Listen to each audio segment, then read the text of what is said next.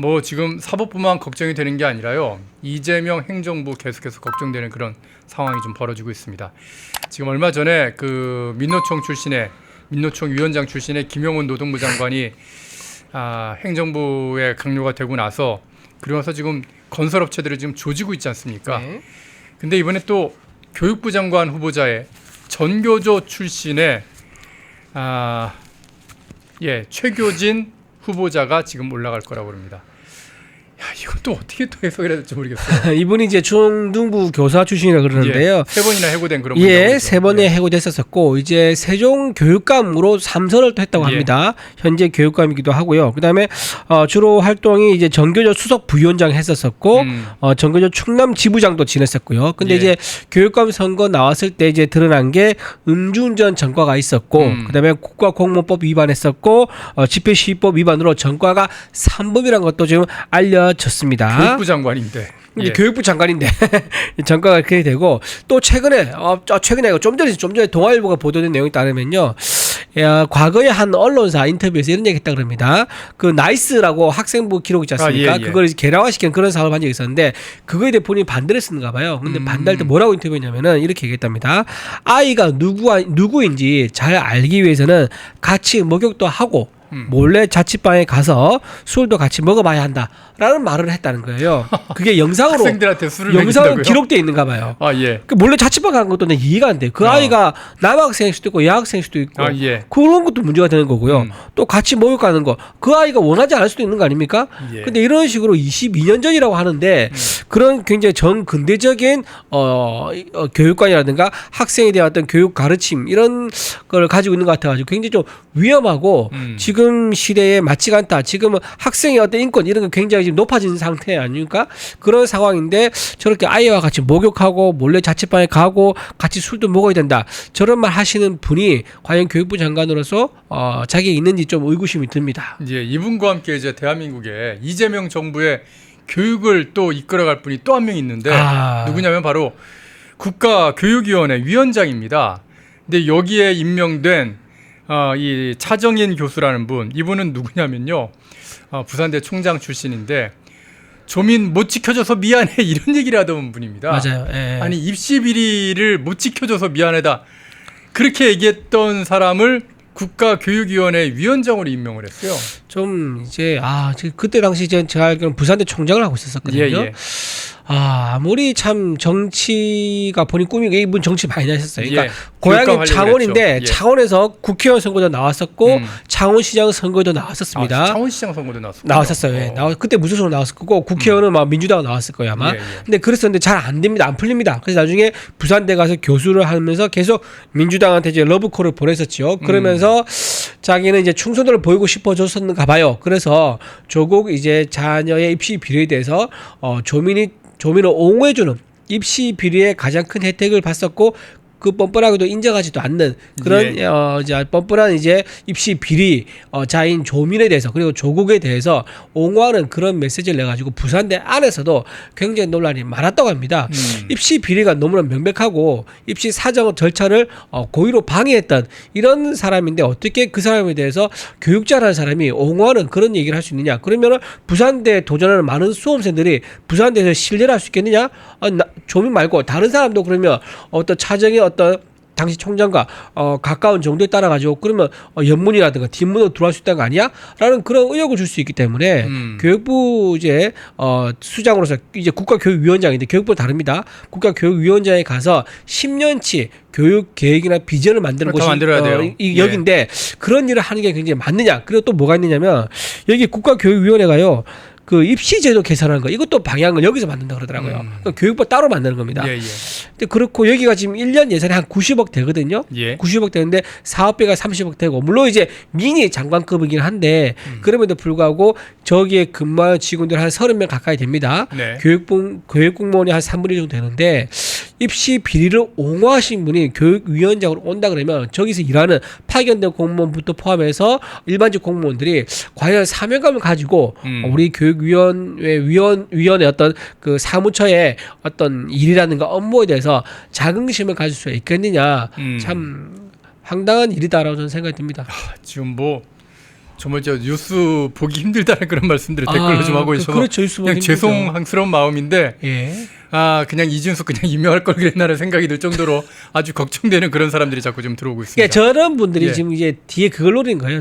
따로 저렇게 감투를 받잖아요. 예. 이번 정부에서. 그러면 그다음에 지방선거라든가 다음에 그렇죠. 총선 예. 이런 거를 이제 가기 위한 그런 스펙 쌓기용으로 이렇게 나눠주는 거예요. 예. 예. 지금 아마 저번에 인사청문회를 아마 안 받는 자리일 건데 안 받습니다. 그렇죠. 예. 인사청문회를 하는 자리는 못 갈 겁니다. 아하. 지금 그때 했던 발언들이 워낙 임팩트가 있고 예, 예. 아직까지 조국에 대한 그 이제 국민에 대한 배신감, 입시 제도를 완전히 짓밟았다는 여론이 그런 안 배신감 좋죠. 예. 그것 때문에 인사청문 안 하는 자리를 찾다 보니까는 아마 저 자리에 간 게 아닌가 싶습니다. 예. 그리고 또 한 명 더 있습니다. 이찬진 신임 금감원장인데 예. 금감원이 뭐 하는 곳인지 아시죠? 그 은행들 다 감독하는 곳입니다. 네.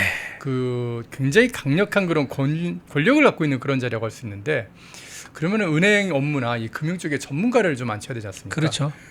그런 쪽 경력이 없는 그냥 이재명 대통령의 그 연수원 동기 친구를 앉혀버렸습니다. 야, 이거 어떻게 봐야 되나요? 이게 참 뻔뻔한 것 같아요. 지금 이제 이재명 대통령이 이제 주요 보직을 예. 인사한 사람 중에서 자기 사건 변호인 출신이 이번에 13번째예요. 그리고 맞아요. 예. 쌍방울 대북송금 예. 변호인이에요. 쌍방울 예. 대북 송금 사건 도 변호했었고요. 또 예. 공직선거법 위반 이것도 변호. 두 가지 예. 다 변호를 했었어요. 예. 두 사건을 다 변호했었는데 굉장히 이렇게 어차피 자기 사건 변호인 출신들을 공직 자리에 앉힐 거면 뭐하러 국민 추천을 했는지 이해가 안 됩니다. 국민 추천자 한 이유가 뭡니까? 진짜 국민추천제에서 뭐 4만 명인가 받았다면서요. 그렇죠. 그중에 단 한 명도 지금 들어와서 본 적 없어요. 저는. 진짜 이분도 그러네. 당연히 안 들어왔고. 뭐하러 그걸 했습니까? 그 야당 법석을 뜨면서 국민 추천자 하면서 무슨가 혁신적인 방법이다라고 얘기했지 않습니까? 예, 예. 근데 전부 다 거기서 이런 사람들이 그 4만 명 안에 제대로 된 뭐 국가교육위원회 위원장감을 뭐 추천하고 교육부 장관 추천하고 이런 뭐 금융감독원장 추천할 사람이 없었단 말입니까? 그러니까요. 그러니까 이게 참 말이 안 되는 게 이분이 지금 아까 가장 중요한 말씀하셨는데 예. 금융 관련된 경력이 없어요. 없어요. 이분이 참여연대에서 활동한 경력 쭉 보니까 참여연대 홈페이지에 나와 있는데 주로 복지 분야 예. 이 부분에 좀 활동하셨더라고요. 그럼 그렇다면 전문 분야는 복지 분야가 될 겁니다. 그리고 변호사니까 법조 관련된 부분이 될 예, 거고, 예. 근데 금융은 전혀 관계 없습니다. 그런데 이런 비전문가가 와서 금융감독원에 이제 수장이 되겠다 이해가 되지 않고 오히려 저는 이제 금융시장에 안 좋은 신호. 금융감독기관이 뭔가 리스크가 있다. 즉 이제 대통령과 아주 가까운 사이니까는 대통령과 가까운 거리에 따라 가지고 금융감독원의 관리 감독 있지 않습니까? 예. 이게 굉장히 느슨해지거나 빡빡해지거나 달라질 수 있다. 자기 편은 뭐 느슨하게 그렇죠. 해주고 뭐 말 안 듣는 데는 아주 그냥 그렇죠. 빡빡하게 그냥 보겠죠. 자기 편에게 협조하고 돈을 잘 빌려준 은행에 대해서는 느슨하게 관리 감독하고 뭔가 빡빡하게 하고 대출 안 주고 그러면은 뭔가 이제 쪼고 이런 역할을 하려고 아니냐 하는 그런 의심이 듭니다. 또 하나 예. 가장 큰 의심이 든 게 뭐냐면 이분이 대북 불법 송금 사건 이분이 예. 변호했단 말이에요. 근데 금융감독원 역할적으로 뭐가 있냐면요. 그게 있습니다. 은행 금융 거래 기록이라든가 계좌의 자금 흐름이라든가 이런 것들을 조사해가지고 검찰 수사에 요구하면 넘겨주는 것. 그렇죠. 이거를 검찰 직접 한 게 아니에요. 그냥 감독원에서 예, 은행에서 예. 받아서 먼저 하게 전달을 돼 있습니다. 합니다. 예.